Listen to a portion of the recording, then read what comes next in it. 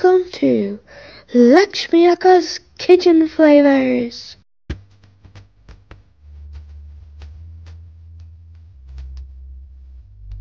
దోసకాయతో చేసుకునే ఒక side dish చాలా ఫాస్ట్గా అయిపోయేలా చెప్తాను నేను. ఎవరైనా వచ్చినప్పుడు కూడా మీరు ఫటాఫట్ మనం చేసేయచ్చు. అలాగే కీరాతో కూడా చాలా తక్కువగా ఉంటుంటాయి డిషెస్. ఇది చాలా టేస్టీగా ఫాస్ట్గా కూడా అయిపోతుంది. నెక్స్ట్ ఈ పైన తొక్క తీసేయాలి. పీలర్తోని చిన్న చిన్న ముక్కలుగా కట్ చేసుకోవాలి. ఈ 2 కీరాలు కలిపి ఒక పావు కేజీ అండి. ఈ విధంగా చిన్నగా ముక్కలు కట్ చేసుకోవాలండి. కావలసిన పదార్థాలు చెప్తున్నాను. ఒక మిక్సీ జార్ తీసుకోండి. 1 స్పూన్ నువ్వుల పప్పు వేయండి. 1/2 స్పూన్ జీలకర్ర వేయండి. 1 స్పూన్ ఆవాలు వేయండి. 4 వెల్లుల్లి రెబ్బలు వేయండి. 3 ఎండుమిరపకాయలు తుంచుకుని ఇందులో వేయండి. సరిపడినంత సాల్ట్ వేయండి. పసుపు వేయండి. వీటినన్నింటినీ ఇప్పుడు ఫైన్ పౌడర్ చేయండి. ఫస్ట్ 2 స్పూన్ల వాటర్ వేసి పేస్ట్ చేయండి. ఇప్పుడు ఈ పేస్ట్ని ఈ కీరా ముక్కల్లో వేసి బాగా కలిపేయండి.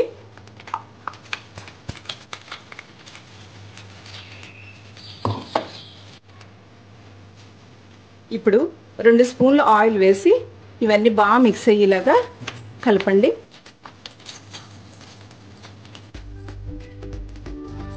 అంతే, కీరా చట్నీ రెడీ అయిపోయిందండి. మనం చేసుకున్నంతసేపు మాట్లాడుకున్నంతసేపు లేదండి. ఈ చట్నీ సలాడ్లా ఉంటుంది.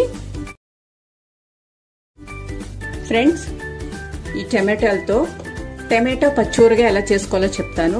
ఇది 2 రోజులు నిల్వ ఉంటుంది. చేసుకోవడం కూడా చాలా ఫాస్ట్గా అయిపోతుంది. 5 మినిట్స్లో రెడీ అయిపోతుంది. ఇది సైడ్ డిష్గా బాగుంటుంది. ఇది ఊరేక జ్యూస్ వస్తుంది. అది మరింత టేస్టీగా ఉంటుంది. మనం పప్పులో నంచుకోవచ్చు, మామూలుగా కూరలాగా కూడా కలుపుకోవచ్చు. నెక్స్ట్ అలాగే చపాతీస్లో కూడా తినచ్చు. ఓకేనా? ఈ టమాటాస్ని కడిగి తడి తుడుచుకోవాలండి. చిన్న చిన్న ముక్కలుగా కట్ చేయాలి. ఇవి పావు కేజీ టమాటాలు. తరిగి పెట్టుకున్న టమాటా ముక్కల్లో 2 స్పూన్ల కారం వేయండి. 1 స్పూన్ సాల్ట్ వేయండి. చిటికెడు పసుపు వేయండి. 1 స్పూన్ ఆవు పొడి వేయండి. 2 స్పూన్ల నూనె వేయండి. చక్కగా అన్నీ బాగా కలిసేలా కలపండి. ఇలా బాగా కలుపుకున్నాక చూసారా, చిటికలో తయారైపోయింది. మంచి కలర్ఫుల్ గాని. టేస్ట్ చూసి ఎలా ఉన్నదో చెప్పండి.